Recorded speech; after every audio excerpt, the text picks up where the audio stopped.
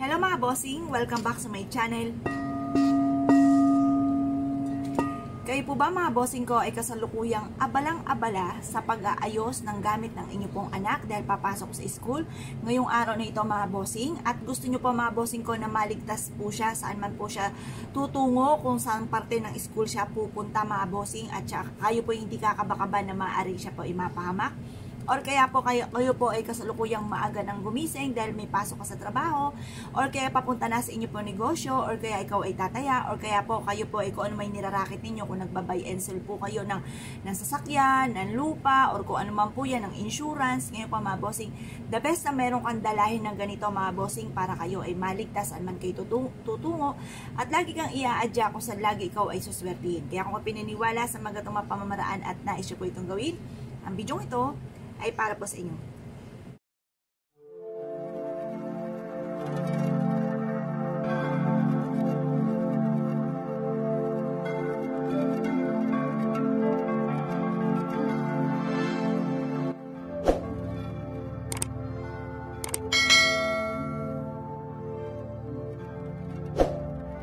Marami po tayo mga bossing ko ng mga iba't ibang mga pamamaraan para po tayo ay swertihin. Pwede rin po ito sa inyo pong mga anak. Lalo-lalo na ngayon ay back to the future na uli mga bossing ko, na pasok na po muli ang ating pong mga anak, face to face na mga bossing. At ganoon din po tayo ay nag-iisip din po tayo kung ano po ang mga pwede natin gawin upang sa ganon tayo po mga bossing ko ay swertihin. Parang iaadya lagi tayo kung saan lagi tayo suswertihin. Ngayon po mga bossing, ako po may tuturo sa inyo na isa sa mga napakasimple at napaka-epektibong pamamaraan. Kailangan lamang po natin mga bossing ko ng barya. Ang barya mga bossing ko ay gamitin po natin para pantaboy ng kamalasan. Alam nyo po ba mga bossing ko na ang silver, ayaw po niya ng mga negatibo, yung mga gumagamit ng kaliwa, mga kamalasan, pantaboy po ito ng malas. At sa mga gumagamit ng kaliwa mga bossing ng mga negatibo, yung mga kumbagay mahikang itim mga bossing, ayaw niya ng silver.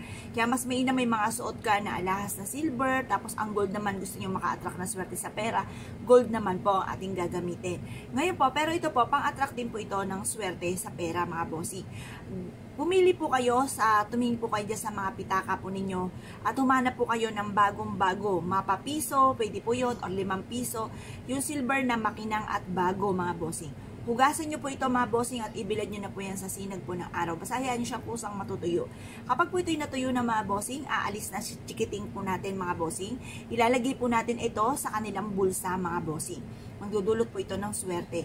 Alam niyo po ba mga bossing ko na napakainam na may bulsa po tayo. Kung wala naman tayong bulsa, maglaan po tayo ng isang unton, maliit na kulay pula na tinahipo natin, at ito po ipapadrible natin sa ating pong damit mga bossing. Or kaya yung bag po ninyo, kasi minsan yung bag na iiwan po natin, bawa sa klase, iba pa rin yung nasa katawan po natin mga bossing, para hindi po talaban po tayo ng mga negatibong enerhiya. Ganoon din ang ating mga anak. Maglagay ka lang ng piso sa kanya pong bulsa mga bossing.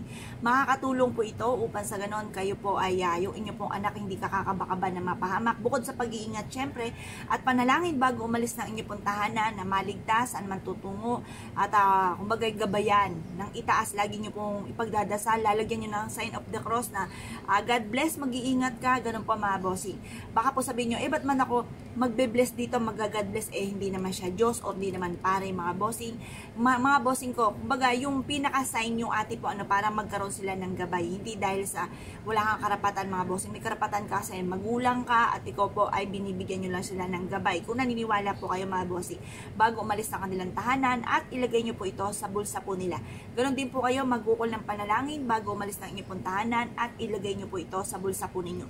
Kung ayaw nyo sa bulsa sa sapatos, kaya lang minsan parang may kasi may hindi ka sanay na merong barya sa paa po ninyo. Nagpapalakas din po ito ng halimbawa, pinanghihinaan ka ng loob, galaw-galawin ng inyong pong paa or kaya ng inyong pong kamay sa bulsa.